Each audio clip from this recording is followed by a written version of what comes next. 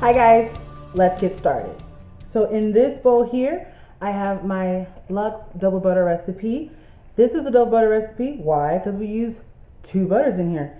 This recipe, unlike my traditional one that I use in most of my recipes, this one has cocoa butter and shea butter. I'll leave a list of the butters in the description bar. This recipe is super nourishing to the skin, so I love that. And I use natural cocoa butter, meaning I don't use the deodorized kind, so you can smell that natural chocolatey goodness. My oils are about 80 degrees right now, so I'm gonna go ahead and add my additives, starting with coconut milk powder, just to amp up the goodness. I'm gonna do 3 of the scoops that come in this container, and this is 100% pure organic coconut milk powder.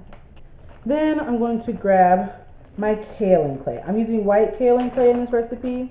So if I was using, if pink was my intended color or a rosy red was the intended color, then I tend to use the rose kaolin clay because I like to use it as a natural colorant. Alright, so now that I have those 2 in here, I'm going to disperse these in the oil first. I know some people would put this in their water mix. Some people don't. It's your life. Do how you want. I just prefer to throw everything in this bowl and keep it moving. I'm going to blend this on high for a few seconds until it's well incorporated.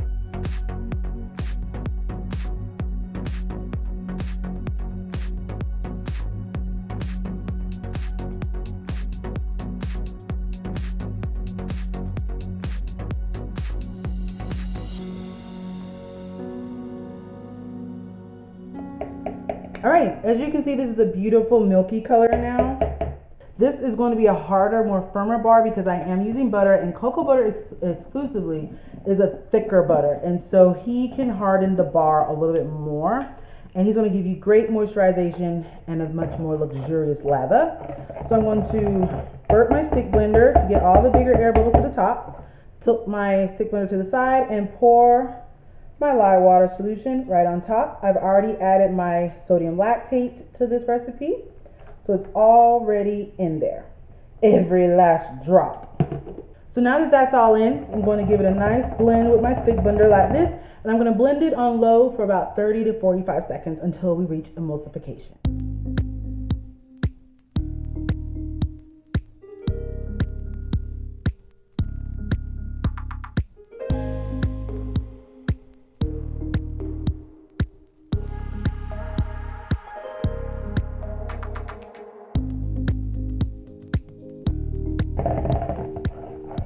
And when you're soaping at a lower temperature, you might notice your batter thickens faster. Some recipes will thicken faster at higher temperatures, so you definitely want to keep those things in mind when picking your temperature. You have to test, obviously.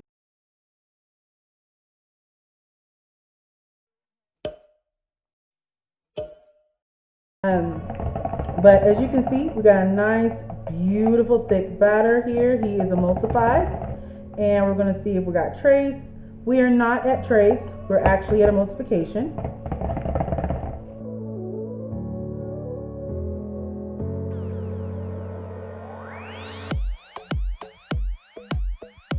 I'm going to try to get this to a light trace, a really, really light trace.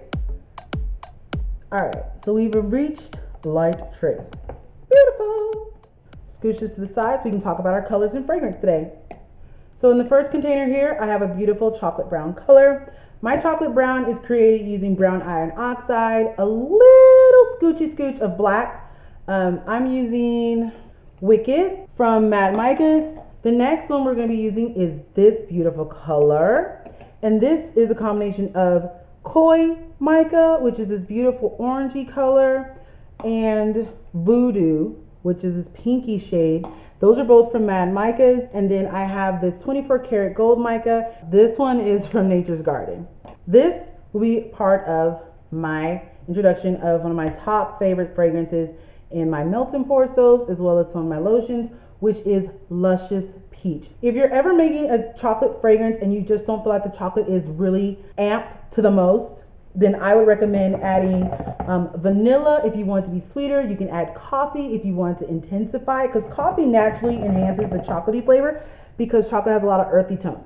So I'm going to split this batter with most of my batter being brown, because he's going to be my base color, and then the peach will be my accent color. I never thought that I would do peach and chocolate together. It just sort of happened when I was playing around with some fragrances, and I thought this smells absolutely amazing. So that's where I came up with Luscious Peach. So now that we've scraped that bowl, push into the side, and then I'm going to stick blend, starting with the lighter color first, which in this case is my peach color. Now, if this isn't exactly where I want it to be, I can still fix it, but I don't want to over blend this too much. I just want to see how this more white soap batter works with this, because I was hoping it would lighten it up just a little bit to give me more of a true peach color.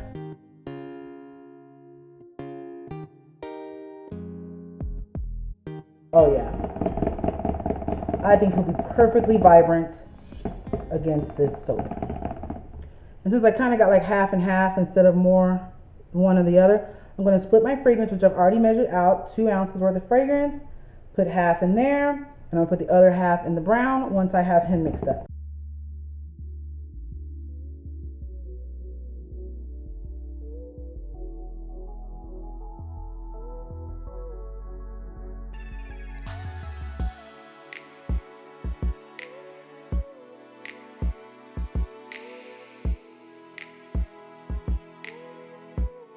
Look how deep and beautiful that chocolate. That swirl though, that'd be a great idea for another video.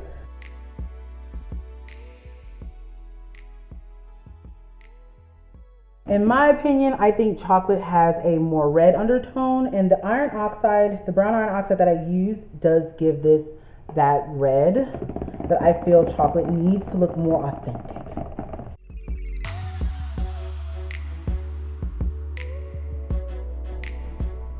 And that is a good trace. I'm gonna stick it over there for a minute so I can get rid of my blender. Whenever I'm done with a tool, I put it in my sink or I move it out of reach, especially if I'm gonna need to use it again.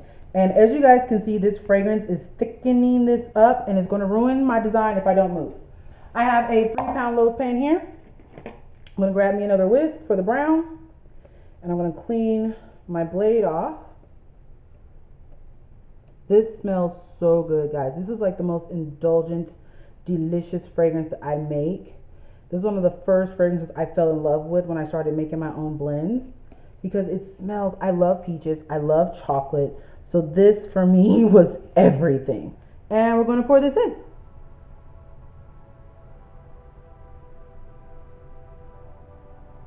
And I'm going to leave about this much in the pot so I can put in the peach, and I'm going to break up any of the peach with the chocolate if I get like some chunkies, because this is thickening up really quicker than I wanted it. I want this to be more fluid. That's why I kept it at a very fluid consistency in the blending process.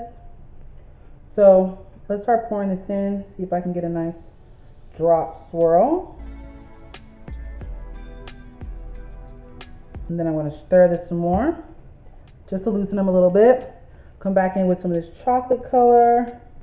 Try to break that up a little bit. I'm going to leave a little bit in the container because I want to decorate the top with a nice little swirl of these two.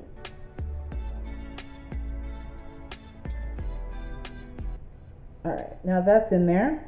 I'm going to tap him. So this is just a coated wire hanger that we measured to fit into this vessel. And like I said, I use a 3-pound loaf, and I'm just going to swirl it a little bit. Swirl it up, down and back, bring it up the side, and done.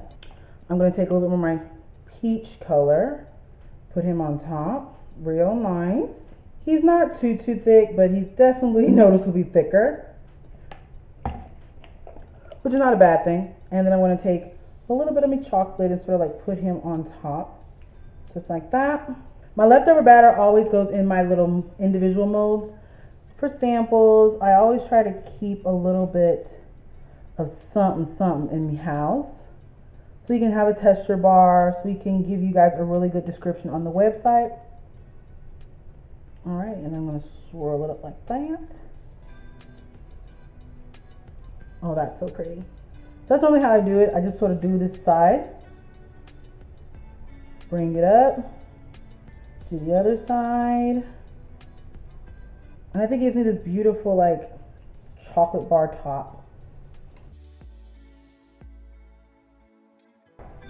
And that's it, guys. He's beautiful. I always make sure I clean off my mold. And there you go, guys. Isn't he beautiful? Oh, he's a beautiful, luscious peach and chocolate beauty. I don't necessarily want this to be like ultra vibrant in color because I do want to sort of mute the peach and maybe intensify that more natural looking chocolate. So I'm not going to insulate this. I'm just going to leave it just like this. I'm going to hit it with some alcohol and we're going to put this beauty to bed, and we'll be back in 18 to 24 hours and unmold him and slice him up.